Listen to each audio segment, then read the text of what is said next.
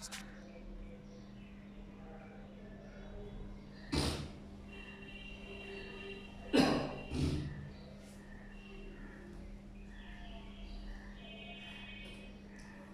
আলাইকুম প্রিয় শিক্ষার্থীবৃন্দ,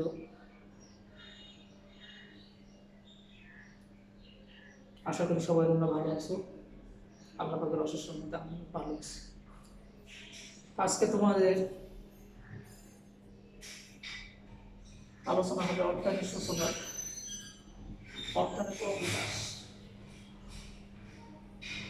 আমি গত ক্লাসের মধ্যে বলেছিলাম যে পরবর্তী ক্লাসে আমরা অর্থনৈতিক বিকাশ নিয়ে আলোচনা করব।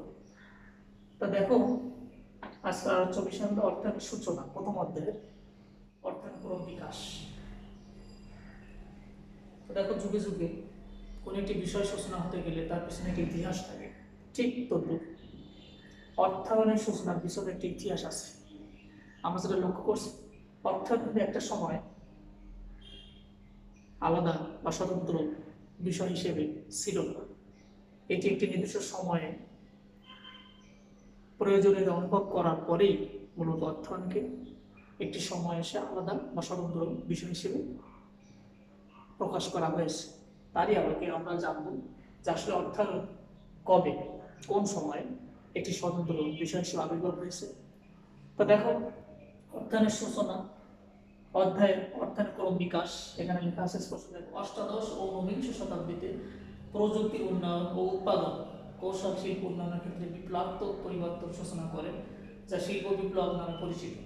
ঊনবিংশ শতাব্দীর শেষের দিকে, তোমরা এখানে একটি বিষয় খেয়াল করবে, সেটি হলো ঊনবিংশ শতাব্দীর শেষের দিকে। এটা ইম্পর্টেন্ট একটা কোশ্চেন। ঊনবিংশ শতাব্দীর শেষের দিকে অর্থায়ন আলাদা বিষয় হিসেবে স্বীকৃতি লাভ করে। তা আমি তোমাদের বলেছিলাম যে অর্থায়ন একটি সময় আলাদা বিষয় হিসেবে ছিল না। একটি সময় এসে, সেই সময় ছিল ঊনবিংশ শতাব্দীর শেষের দিকে, অর্থায়ন আলাদা বিষয় হিসেবে স্বীকৃতি লাভ করে।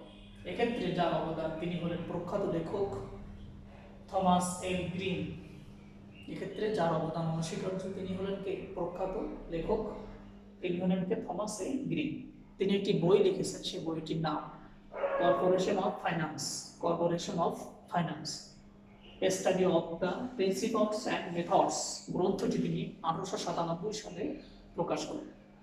তাহলে প্রিয় শিক্ষার্থীবৃন্দ, তোমরা এখন বুঝতে পারছো যে মূলত অর্থায়ন কখন সূচনা লাভ করে।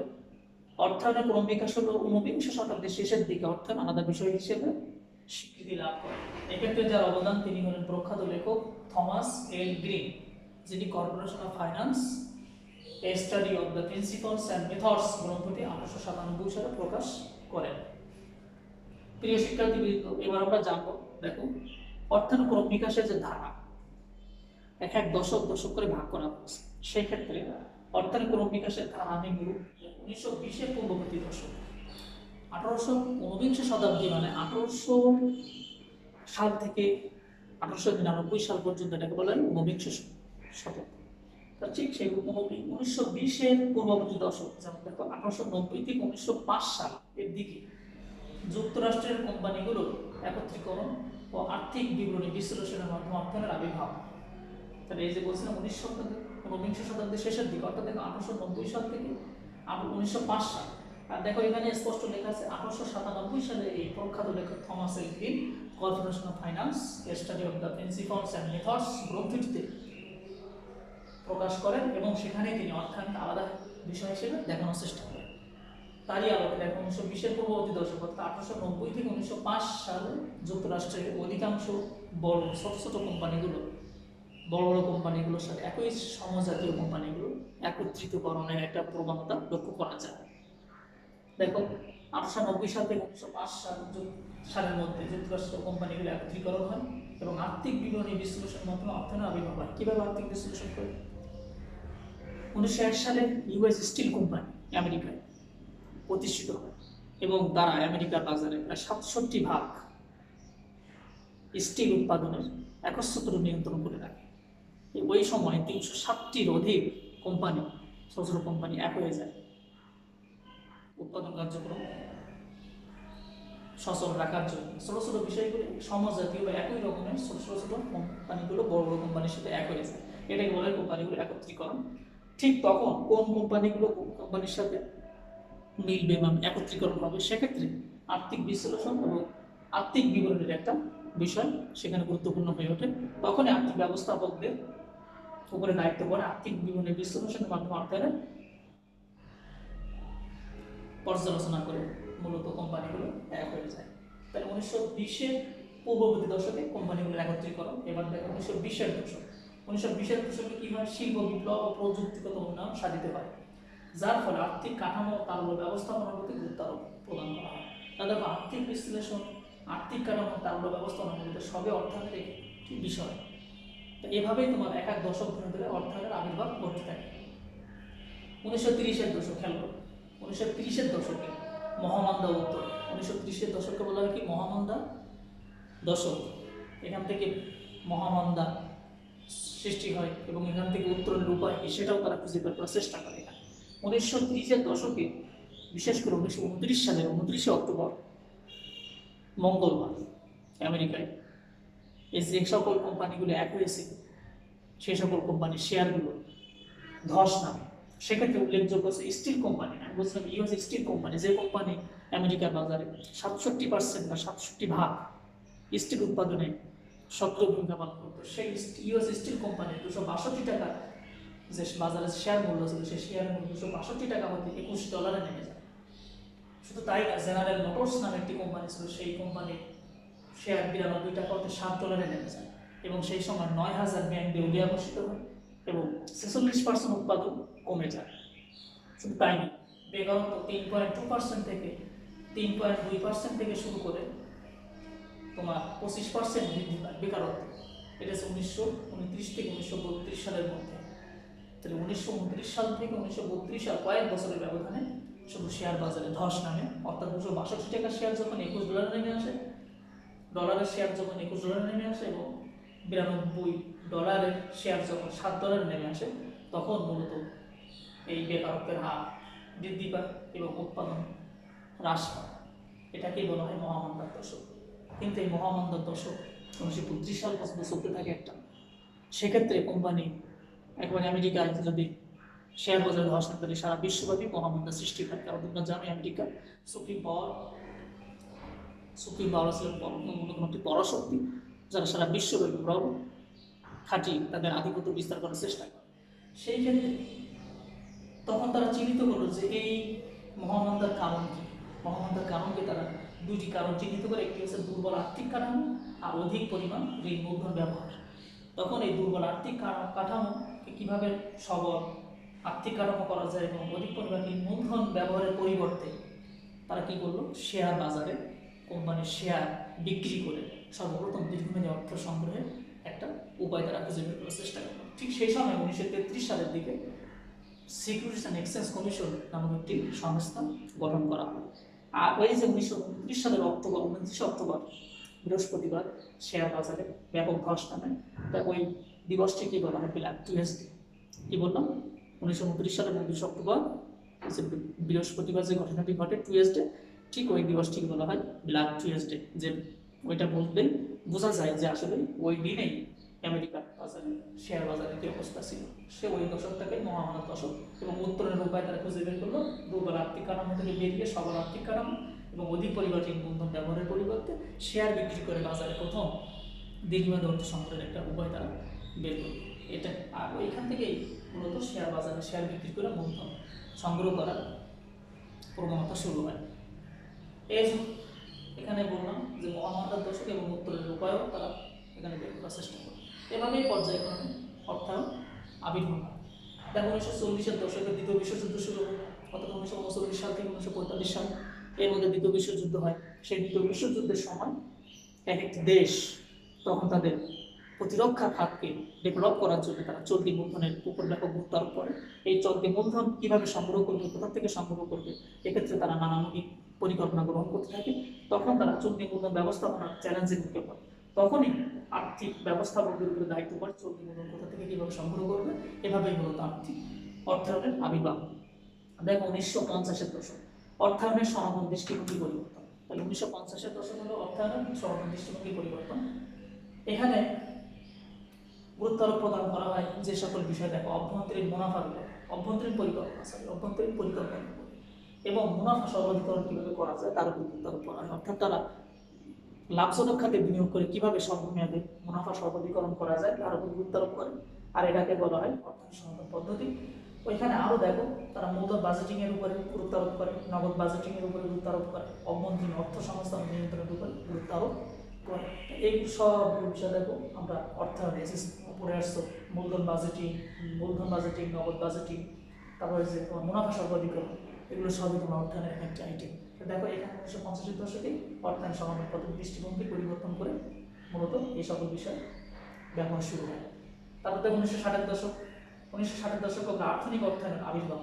আধুনিক অর্থায়নের আবির্ভাব যদি আসে, যে আধুনিক অর্থায়নের আবির্ভাব কোন দশকে ঘটে? 1960-এর দশকে। এখানে কোম্পানিগুলো দীর্ঘমেয়াদে তাদের শেয়ারের বাজার মূল্য বৃদ্ধি করার ক্ষেত্রে ভ্যালুয়েশন অর্থাৎ মূল্যায়নের উপরে ব্যাপক গুরুত্ব আরোপ করে। দেখো আর মূল্যায়নটা হয় মূলত সম্পদ সর্বাধিকরণের প্রতি। তাহলে আমরা সম্পদ সর্বাধিকরণের লক্ষ্যে তারা তাদের শেয়ারের বাজার মূল্য বৃদ্ধি করার চেষ্টা করে এই দশকে, এবং এখান থেকেই ব্যবসার অর্থায়ন আধুনিকতার আবির্ভাব ঘটে।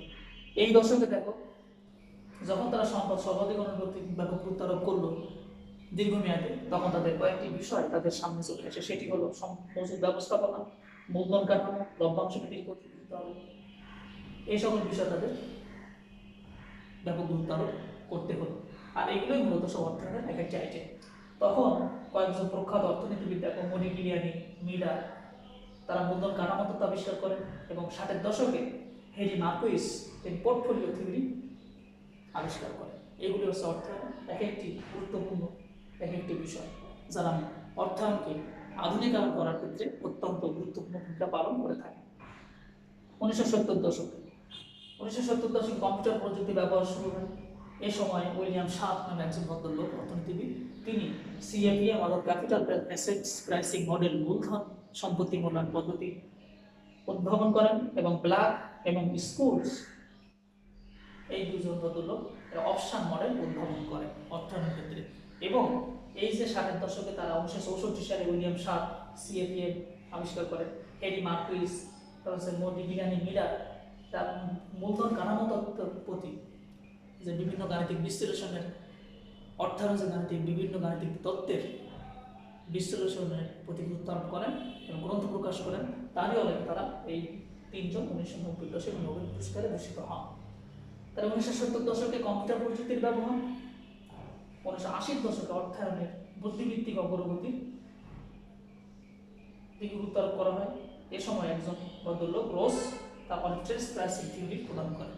এই আর্বিট্রারি প্রাইসিং থিওরির মূল কথা হলো যে কম বিনিয়োগ করে অধিক মূলধন, কম মূলধন বিনিয়োগ করে অধিক মুনাফা অর্জন করা। ঠিক এটি হচ্ছে আর্বিট্রারি প্রাইসিং থিওরি উদ্ভাবন। তখন তারা এই যে বুদ্ধিভিত্তিক বিভিন্ন তত্ত্ব আবিষ্কার করেন 1980-এর দশকে। সর্বশেষ যেটা 1990 থেকে বর্তমান, এই 1990 থেকে বর্তমানে দেখো তোমরা জানো WTO অর্থাৎ ওয়ার্ল্ড ট্রেড অর্গানাইজেশন, বিশ্ব বাণিজ্য সংস্থা 1995 সালের 1 জানুয়ারি WTO অর্থাৎ বিশ্ব বাণিজ্য সংস্থা প্রতিষ্ঠিত হয়। ফলে অর্থায়ন আন্তর্জাতিকতা লাভ করে বর্তমানে মূলধন সংগ্রহ ও বিনিয়োগ আন্তর্জাতিক প্রেক্ষাপটে গ্রহণ করা হয়। বিশ্বের ক্ষেত্রে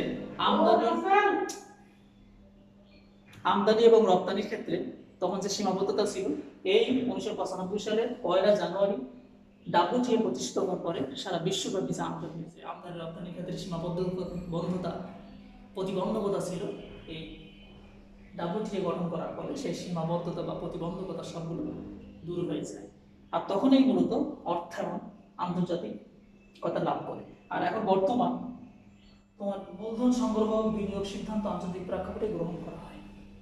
তাহলে দেখো আমরা বলতে পারি এক নজরে যে সর্বপ্রথম মূলত 19 শতাব্দীর শেষের দিকে অর্থায়ন আলাদা বিষয় হিসেবে স্বীকৃতি লাভ করে। এক্ষেত্রে একজন প্রখ্যাত লেখক থমাস এল গ্রিন, যিনি 1897 সালে একটি গ্রন্থ প্রকাশ করেন, সেই গ্রন্থের নাম হলো corporation of finance, study of the principles and methods. এই গ্রন্থে তিনি দেখিয়েছেন যে অর্থায়নের গুরুত্ব এবং অর্থায়ন কীভাবে আলাদা বিষয় হিসেবে আবির্ভূত হল। তারপরে অর্থায়ন ক্রমবিকাশকে বিভিন্ন দশকে ভাগ করা হয়েছে। 20-এর দশক, 1920-এর পূর্ববর্তী দশক, 1920-এর দশক, 30-এর দশক, 1940-এর দশক, 50-এর দশক, 60-এর দশক, 70-এর দশক, 80 এবং বর্তমান 1990-এর দশক। এভাবে প্রতি দশকে দশকে অর্থাৎ ক্রমে ক্রমে ক্রমে ক্রমে উন্নতি লাভ করতে করতে সর্বশেষ অর্থাৎ 1990-এর দশকে এসে বিশ্ব বাণিজ্য সংস্থা গঠিত হওয়ার পরে অর্থাৎ আন্তর্জাতিকতা লাভ করে। এর কারণে আমদানি রপ্তানির ক্ষেত্রে যত প্রতিবন্ধকতা ছিল, ব্যবসা বাণিজ্যের ক্ষেত্রে যত বিশ্বব্যাপী প্রতিবন্ধকতা ছিল দূর হয়ে যায়। এ কারণে একটি দেশের কোম্পানি, একটি দেশের ব্যবসায়ী কোন দেশে কোন জায়গায় তার পণ্য রপ্তানি করে লাভবান হবে, কোন দেশে কোন উৎপাদন করা সহজ, খরচ কম, এই সবগুলো বিষয় তারা যুগ্ম অত্যন্ত গুরুত্ব সহকারে খেয়াল করে তারা মূলধন কাঠামো, মূলধন সংগ্রহ বিনিয়োগ সিদ্ধান্ত গ্রহণ করতে পারে।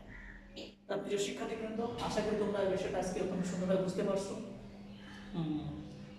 তোমরা ভালো থাকবে, সুস্থ থাকবে এই কামনায়।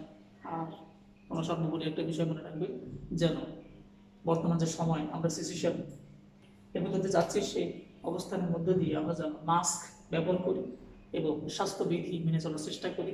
আল্লাহ যেন আমাদের সকলের সহায় হন এই কামনায়। আল্লাহ হাফেজ।